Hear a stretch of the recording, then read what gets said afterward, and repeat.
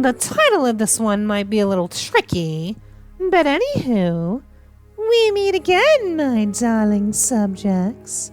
Today's tale is a little classic, and what with it being summer, you are not safe from haunted tales. That said, however, allow me to weave you a tale. This is Squidward's Unaliving.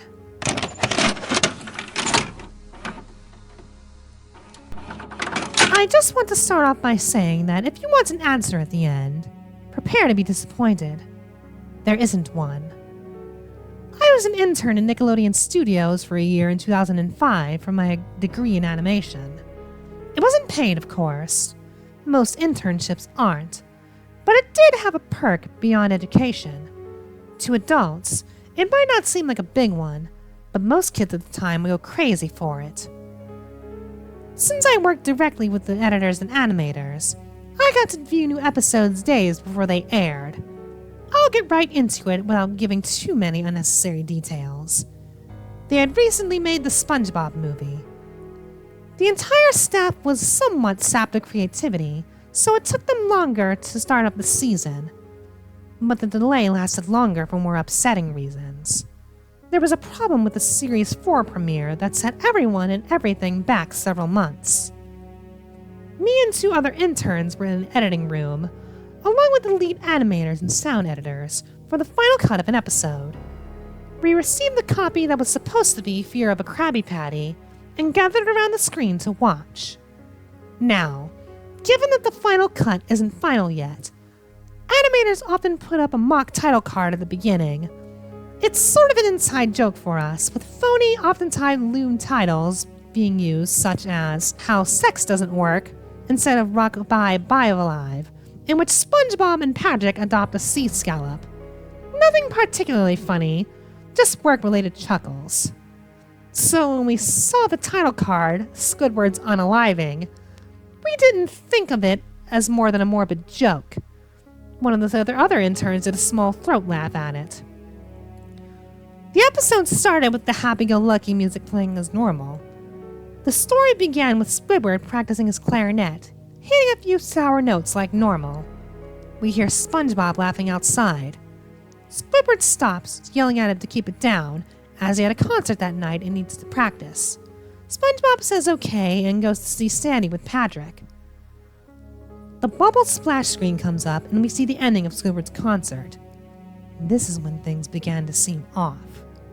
While playing, a few frames repeat themselves, but the sound doesn't. It's meant to be synced with the animation, so yes, that's not common. But when Squidward stops playing, the sound finishes, as if the skip never happened.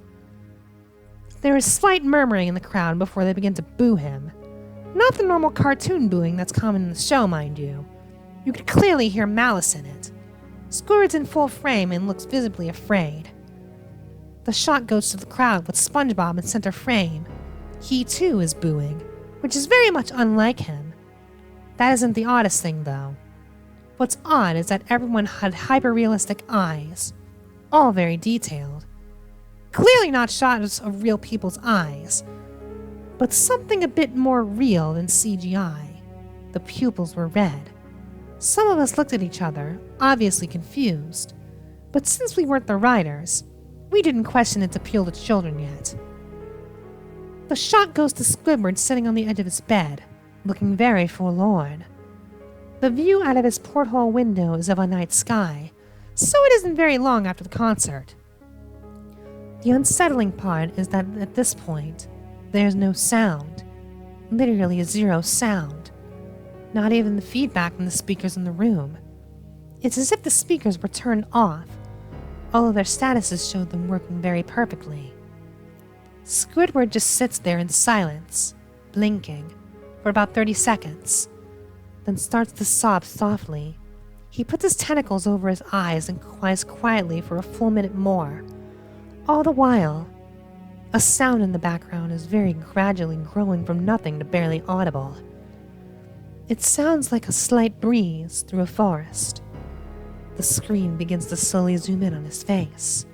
By slowly, I mean that it's only noticeable if you look at the shot 10 seconds apart side by side. His sobbing gets louder and more full of hurt and anger. The screen then twitches a bit, as if it twisted in on itself for a split second, before returning to normal.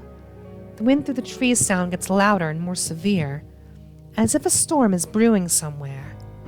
The eerie part is that this sound, and Squidward's sobbing, sounded real.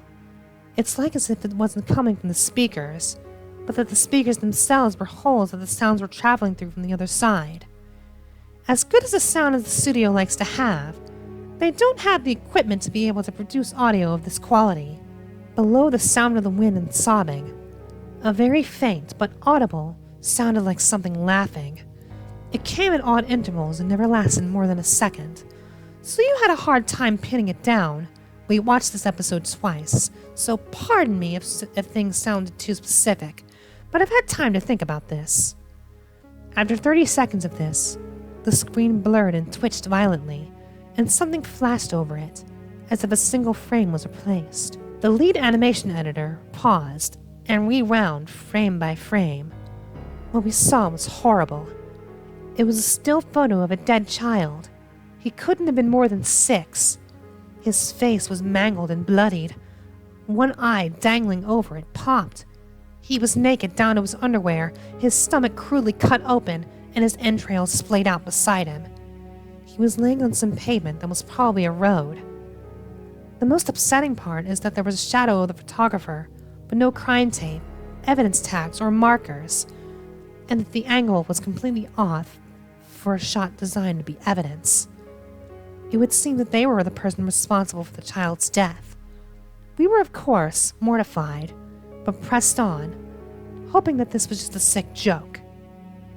The screen went back to Squidward, still sobbing, louder than before, half of his body in the frame.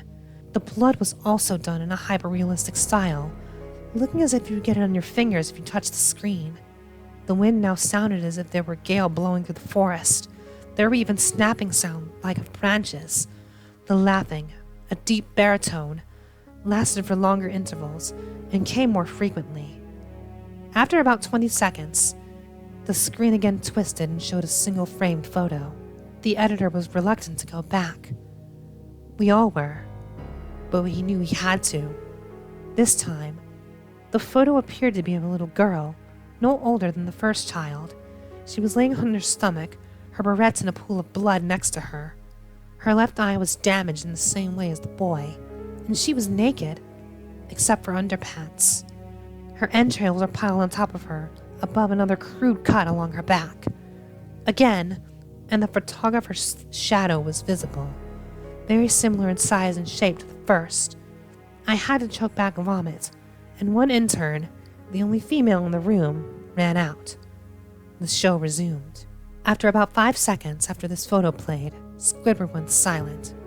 All sound cut out, like it did when the scene started. He put his tentacles down, and his eyes were now done in a hyper-realism, like the others were at the beginning of the episode. They were bleeding, bloodshot, and pulsating. He just stared at the screen, as if watching the viewer. After about 10 seconds, he started sobbing, this time not covering his eyes. The sound was piercing and loud. The most fear-inducing of all is that his sobbing was mixed with screams. Tears and blood were dripping down his face at a heavy rate. The wind sound came back, and so did the deep-voiced laughing, this time with a still photo that lasted for a good 5 frames. The animator was able to stop it on the 4th and backed up. This time, the photo was of a boy about the same age, but the scene was different. His entrails are being pulled out from his stomach wound by a large hand. The right eye popped and dangling, blood trickling down it. The animator proceeded. The next frame was different, but we couldn't tell how. He continued to the next image, and it was the same thing. He then went back to the first and played them quicker, and I lost it. I vomited on the floor, the animation and sound editors gasping at the screen. The 5 frames were not 5 different photos. They were frames from a video. We saw the hand slowly lift out the guts. We saw the kid's eyes focus on it. We even saw 2 frames of the kid beginning to blink. The lead sound editor told us to stop. He had to call in the creator to see this. Mr. Hillenberg arrived within about 15 minutes. He was confused as to why he had been called down, so the editor continued the episode. Once the next frames were shown, all screaming and sound again stopped.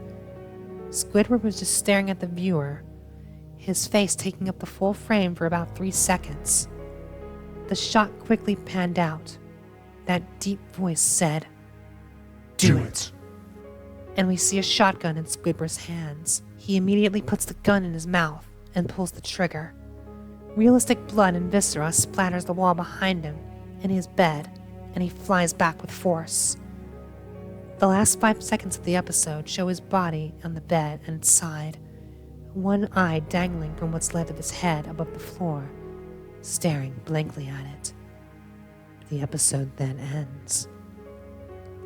Mr. Hillenberg was obviously angry at this. He demanded to know what the hell was going on. Most people left the room at this point, so there was only a handful left of us just to watch it again. Viewing the episode twice only served to imprint the entirety of it in my mind and caused me horrible nightmares. I'm sorry I stayed. The only theory we could think of is that the file had been edited by someone in the chain of drawing studio to here. The CTO was called to find out when it happened. Analysis of the file did show that it was mixed with new material. However, the timestamp of the change was a mere 24 seconds before I began viewing it. All equipment involved is exam performance software and hardware as well as glitches, as well as the timestamp showing us the wrong time. But everything checked out fine. We didn't know what happened, and to this day, nobody does. There was an investigation into the nature of the photos, but nothing came of it. No child scene was identified, and no clues were gathered from the data involved, nor physical clues from the photos. I never believed in unexplainable phenomena before, but now that I have something happen to me and I can't prove anything about it beyond anecdotal evidence, I think twice about things. Well then, that creepypasta did not age well. Hyper-realistic eyes, unexplained horrific photos, and Squidward killing himself at the end. Good God, that did not age well. But anywho, my darling subjects, that was quite the creepypasta classic, even though it was not very good. But don't fret, my darling subjects, for your time with me is not over just yet, for there are more tales to be told. Stay tuned.